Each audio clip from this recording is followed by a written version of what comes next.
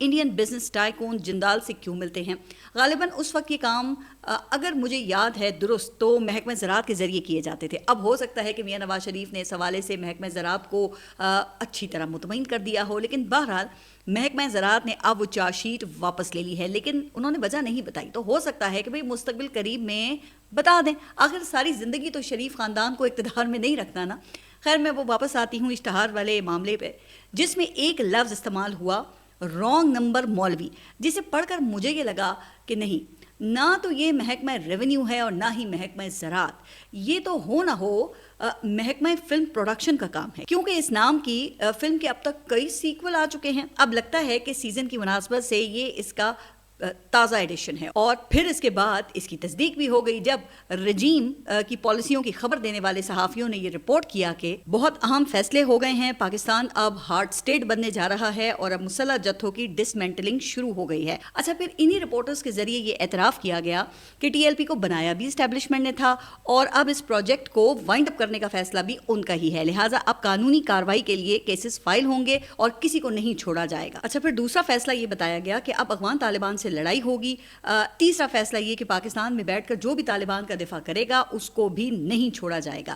چلیں, یہ اعلان تو راویوں کے ذریعے ہو گیا, لیکن پھر میں نے ذرائع کے ذریعے سے ایک خبر بھی پڑھی کہ طالبان میں اندرونی لڑائی تیز ہو گئی ہے, جلد ہی رجیم چینج کا امکان ہو سکتا ہے. پھر جس سے یہ تاثر ملا کہ ڈسمینٹلنگ کا جو پروجیکٹ ہے وہ صرف ملک میں ہی نہیں افغانستان میں بھی شروع ہو گیا ہے.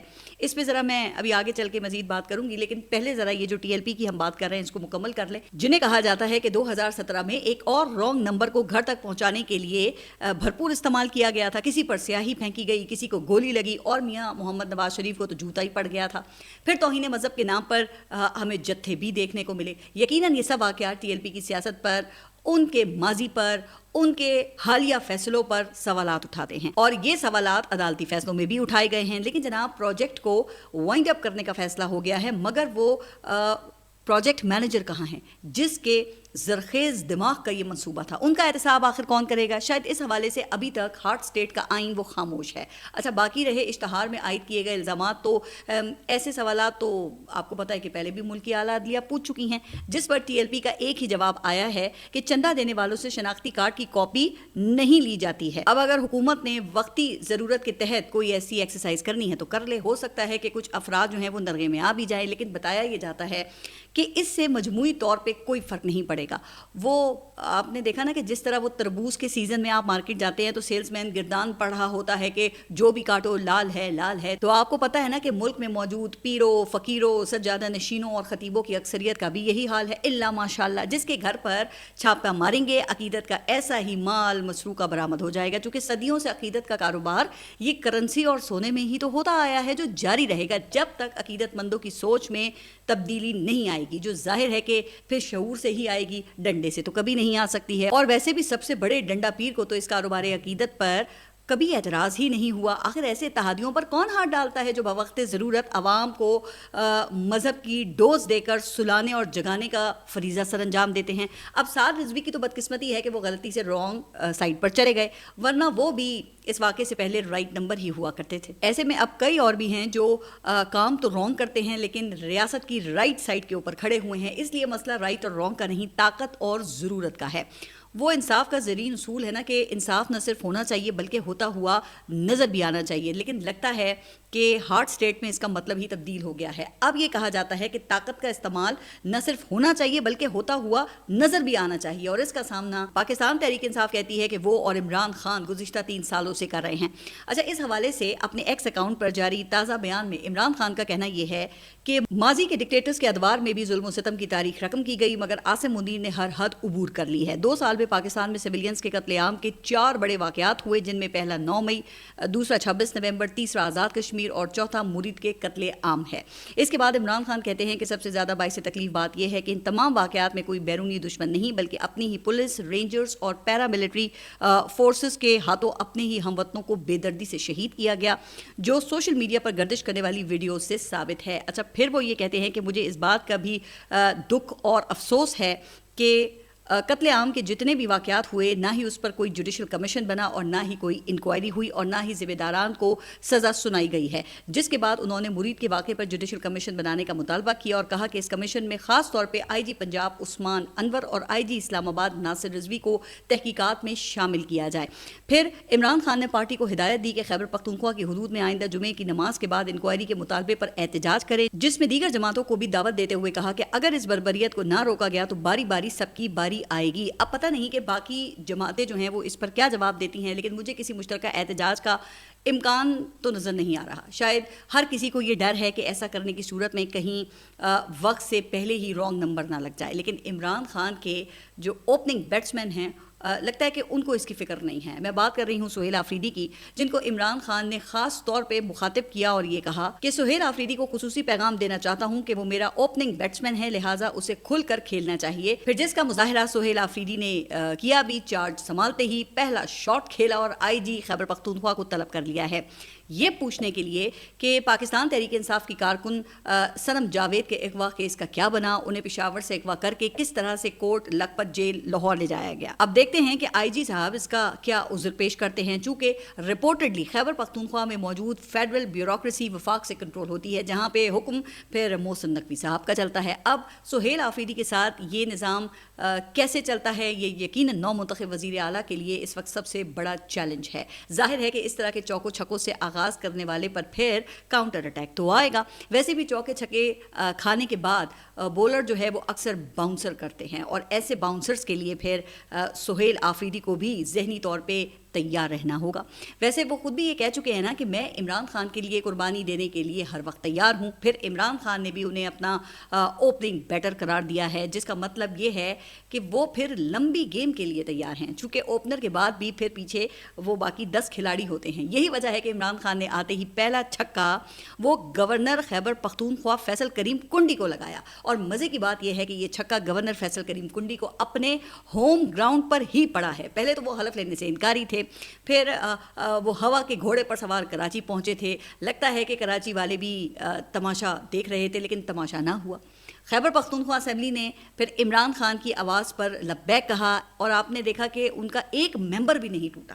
پھر عدالت نے بھی مہر لگا دی، تو پھر بلاول بھٹو کو یہ سمجھ آئی کہ بھائی جن کے اوپر تکیہ تھا وہی پتے ہوا دینے لگے، تو انہوں نے گورنر کنڈی کے پروں سے مٹی جھاڑ کر واپس انہیں پشاور روانہ کیا، اور سونے پہ سہاگا کہ جیسے ہی گورنر ہاؤس کی کنڈی کھلی، حلف برداری کی تقریب عمران خان کے جلسے میں بدل گئی، جس کی گرمی کی شدت سے پھر گورنر صاحب کی پیشانی پر پسینے چھوٹ گئے۔ اب آنکھوں دیکھا اور کانوں سنا، ہاں تو گورنر صاحب خود ہی بتا سکتے ہیں، لیکن جو دور سے بیٹھ کر میں نے دیکھا وہ یہ کہ وہ جیت کا سما تھا، جس کی دھمک سے پھر گورنر ہاؤس کے در و دیوار گونج اٹھے، ورنہ تو خاموش تماش بینوں نے کیا کیا نہیں سوچا تھا۔ شاید آپ کو یاد ہوگا کہ میں نے اپنے گزشتہ ولاگ میں پرویز رشید صاحب کا ذکر کیا تھا کہ کس طرح سہیل آفریدی کا راستہ روکنے کے لیے پرویز رشید کے ذریعے میسیجنگ کی گئی، لیکن جمہوری بیربل کا تجویز کردہ نسخہ وہ تو فیل ہو گیا۔ اب بجائے اس کے کہ کوئی افاقہ ہوتا، وہ الٹا تکلیف بڑھ گئی، لہٰذا پھر دوسرے نورتن ابو الفضل کو میدان میں اتارا گیا۔ پھر 14 اکتوبر کو جنگ اخبار میں سینیٹر عرفان صدیقی کا ایک کالم چھپا، جس کا عنوان تھا کہ عمران خان چاہتے کیا ہیں۔ اچھا، اس کی ابتدا ہی میں انہوں نے یہ کہا کہ افغانستان میں کارروائی ناگزیر ہو گئی تھی، اور لہٰذا حکومت اور مسلح افواج نے افغانستان میں سرجیکل سٹرائکس کا فیصلہ کیا ہے، اور یہ مشن جاری رہے گا۔ اب یہ کب تک جاری رہے گا تو اس کا تو لگتا ہے کہ ابو الفضل کو بھی نہیں پتا، اور ہونا بھی نہیں چاہیے۔ ظاہر ہے کہ جنگ ایک سیریس بزنس ہے، کوئی اکبر بادشاہ کے دربار میں بیت بازی یا لطیفہ سنانے کا مقابلہ تو نہیں ہے، جو اکثر اوقات بیربل اور ابو الفضل کے درمیان ہو جایا کرتا تھا۔ اچھا، پھر عرفان صدیقی صاحب نے ایک کیس بلڈ اپ کیا اور کہا کہ عمران خان نے خیبر پختونخوا میں ایک ایسی متوازی حکمت عملی کا فیصلہ کیا ہے جو حکومت اور فوج کے اہداف سے متصادم ہے۔ تو اب وہ کون سے اہداف ہیں، تو اس کا جواب دینے کے بجائے عرفان صدیقی صاحب نے اپنی زبردست ادبی صلاحیتوں کا مظاہرہ کرتے ہوئے ماضی کے کچھ واقعات کی قصہ گوئی کی، الفاظ کا ایسا مد و جزر برپا کیا کہ یوں لگا جیسے کہ عمران خان سے بھائی کوئی بہت ہی بڑی خطا ہو گئی ہے۔ عرفان صدیقی صاحب کہتے ہیں کہ عمران خان ایک بار پھر تاریخ کی غلط سمت جا کر کھڑے ہو گئے ہیں۔ جب میں نے یہ پڑھا تو کہا کہ لو جی آ گیا رانگ نمبر کا ایک اور سیکول، اور پھر ایسا ہی معاملہ نکلا۔ عرفان صدیقی صاحب نے یہ سوال اٹھایا کہ عمران خان نے یکا یک علی امین گنڈا پور کو کیوں ہٹایا اور ان کی جگہ ایسے نوجوان کو کیوں لے کر آئے جو آپریشن کی مخالفت کرتا ہے۔ پھر گمان کی بنیاد پر الزام لگایا کہ وہ جنگجوؤں کو اپنی سیاسی طاقت سمجھتا ہے۔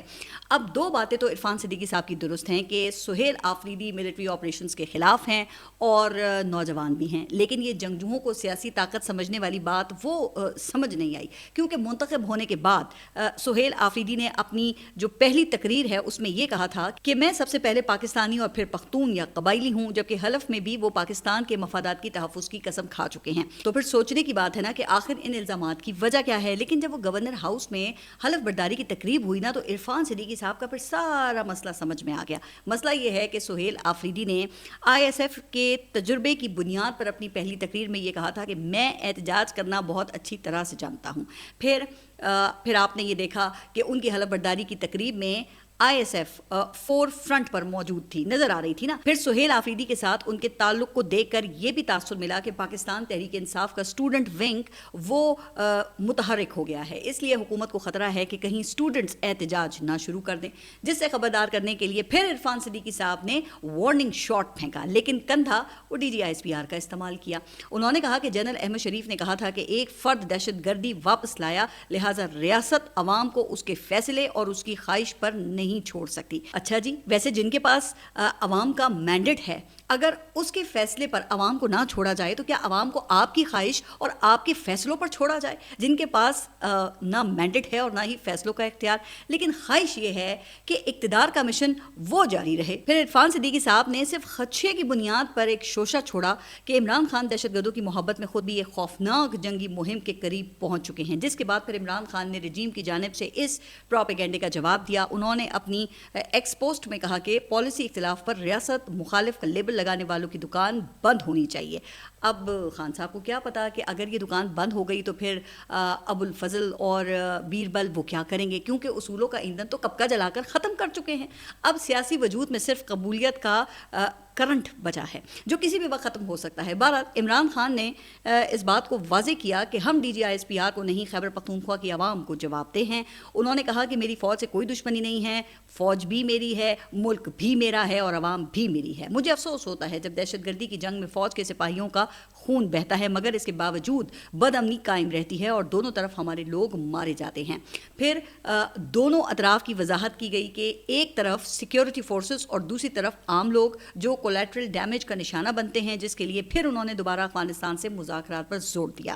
لیکن اس کے بعد پھر ہم نے یہ دیکھا کہ افغانستان کی طالبان حکومت کے ساتھ جو جھڑپیں ہیں اس میں تیزی آ گئی، کابل اور قندھار میں ایئر سٹرائکس بھی ہو گئیں اور حکومتی وزیر افغانستان کو وہ تہس نہس کرنے کی دھمکیاں دینے لگے، جس کے بعد پھر عمران خان نے ایک تازہ پوسٹ میں یہ کہا کہ تاریخ سے ثابت ہوتا ہے کہ ڈکٹیٹرز کبھی بھی امن نہیں لا سکتے کیونکہ انہیں ملٹری سولوشن کے علاوہ کوئی حل نظر نہیں آتا۔ اس حوالے سے ان کے مطابق یحییٰ خان سمیت تمام ڈکٹیٹرز کی مثالیں ہمارے سامنے موجود ہیں، جبکہ یہ معاملات سیاستدان معاملہ فہمی سے حل کرتے ہیں۔ پھر انہوں نے پیشکش کی کہ اگر ان سے نہیں ہوتا تو مجھے پیرول پر رہا کیا جائے تاکہ دیر پا امن کے قیام اور افغانستان سے تنازع کے حل کے لیے میں اپنا کردار ادا کروں۔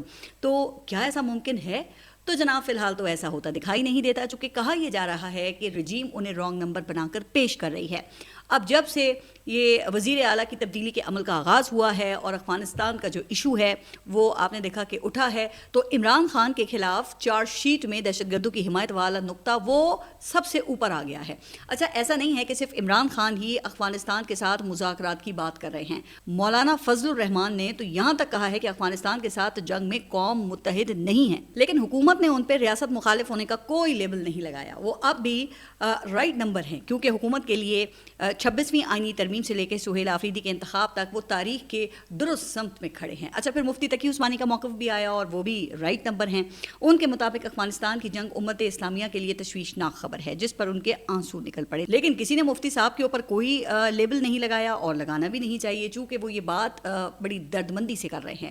مگر کہا جاتا ہے نا کہ عمران خان کے خلاف تو دہشت گردی، کرپشن اور ذاتی زندگی سے متعلق ایسے کیسز بنائے گئے ہیں جو بنیادی اخلاقیات کی نفی کرتے ہیں۔ کیوں؟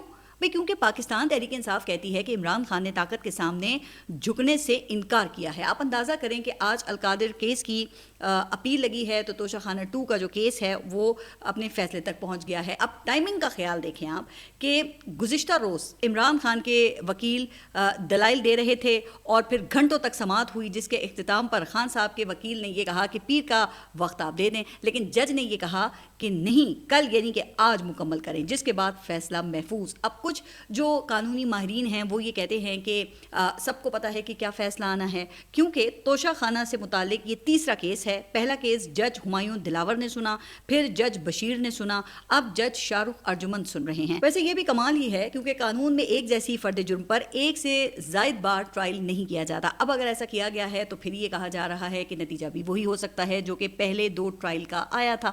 اس کے بعد پھر القادر میں ریلیف وہ دے بھی دیا گیا تو فرق نہیں پڑے گا کیونکہ قید وہ برقرار رہے گی. اب حکومتی حلقے علیمہ خان کو بھی سزا دینے کی باتیں کرنا انہوں نے بھی شروع کر دی ہے. علیمہ خان کا کہنا یہ ہے کہ میں نے 26 نومبر کے کیس میں انسداد دہشت گردی عدالت کا دائرہ اختیار چیلنج کیا تھا, لیکن اس پر فیصلہ کرنے کے بجائے میری غیر موجودگی میں فرد جرم عائد کر دی گئی. اب پتہ نہیں کہ پھر یہ کیسے ہو گیا, کیونکہ فرد جرم پڑھ کر ملزم کو سنائی جاتی ہے, اس کے دستخط لیے جاتے ہیں اور اس پروسیس کے بغیر یہ پروسیس سوال ہے نا کہ کیسے مکمل ہوا, تو اس کا جواب کون دے گا. اچھا پھر علیمہ خان کے اوپر یہ الزام ہے کہ وہ 26 نومبر احتجاج کے حوالے سے عمران خان کا پیغام جیل سے باہر لے کر آئی تھیں. پھر اب ایک طرف یہ اقدامات ہیں تو دوسری طرف پھر یہ پیغام بھی کچھ تجزیہ کاروں کے ذریعے عمران خان کو دیا جا رہا ہے کہ اگر وہ سیاسی معاملات درست کرنا چاہتے ہیں تو غیر مشروط صلح کریں. اب یہ غیر مشروط صلح کیا ہے؟ تو غیر مشروط صلح یہ ہے کہ جو کہا جائے چپ چاپ مان جاؤ, چاہے وہ آئینی ترمیم ہو یا پھر مینڈیٹوری, نظام کے ساتھ آن بورڈ آؤ, اپنی باری کا انتظار کرو اور پھر موج کرو.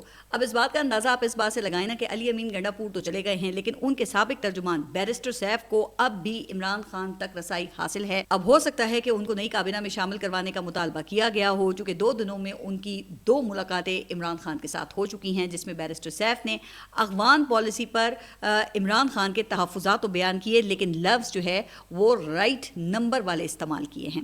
بیرسٹر سیف کے مطابق عمران خان نے کہا کہ 2 مسلمان ہمسایہ ممالک کے درمیان لڑائی کسی کے مفاد میں نہیں ہے. اچھا پھر جب رات گئے ایکس اکاؤنٹ پر بیان جاری ہوا تو اس میں یہ جملہ بھی شامل تھا, لیکن باقی بیان میں خان صاحب کی جانب سے جنرل عاصم منیر کا نام لے کر ان پہ تنقید کی گئی جس کا ذکر عمران خان کی بہن پھر نورین خان نے باہر آ کر کیا تھا, لیکن اس کا بوجھ ظاہر ہے کہ بیرسٹر سیف نہیں اٹھا سکے. خیر اب دیکھتے ہیں کہ خیبر پختونخوا کابینہ میں کن کن لوگوں کو شامل کیا جاتا ہے.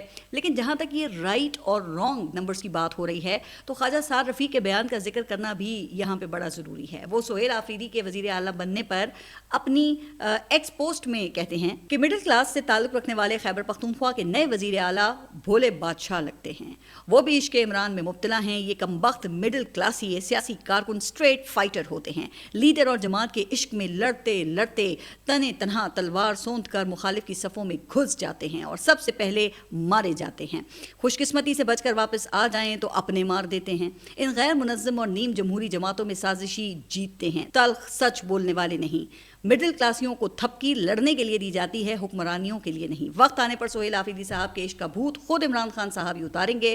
مشتری ہوشیار باش. اب اس پر کوئی حتمی رائے تو نہیں دی جا سکتی ہے, لیکن عمران خان کے حوالے سے تو یاد ہے نا کہ مسلم لیگ نون کی طرف سے یہ بھی کہا جا سکتا تھا کہ یہ تو 2 دن جیل نہیں کاٹ سکتے, لیکن انہوں نے 2 سال جیل کاٹ کر دکھا دی ہے. لیکن یہ جو بات خواجہ سعد رفیق نے کی ہے نا, یہ تجربے کی بنیاد پر کی ہے. لگتا ہے کہ یہ پیغام انہوں نے پاکستان تحریک انصاف سے زیادہ اپنی جماعت کو ہی دیا ہے, کیونکہ میاں محمد نواز شریف کی رہائی کے لیے جاوید ہاشمی, خواجہ سعد رفیق اور مشاہد اللہ خان مرحوم نے جیلیں کاٹی, جبکہ کئی آپ کو یاد ہے نا کہ جنرل مشرف کے دور میں ان سے ڈیل کر کے اقامے لے کر ملک سے باہر چلے گئے تھے, اور حمزہ شہباز مشرف دور میں پاکستان میں رہتے ہوئے آزادی سے اپنا کاروبار چلاتے رہے. پھر جب اقتدار ملا تو جاوید ہاشمی کے بجائے چودھری نثار علی خان اپوزیشن لیڈر اور بھائی وزیر اعلیٰ پنجاب. پھر جب قربانی کا وقت آیا تو چھری مشاہد اللہ خان کی وزارت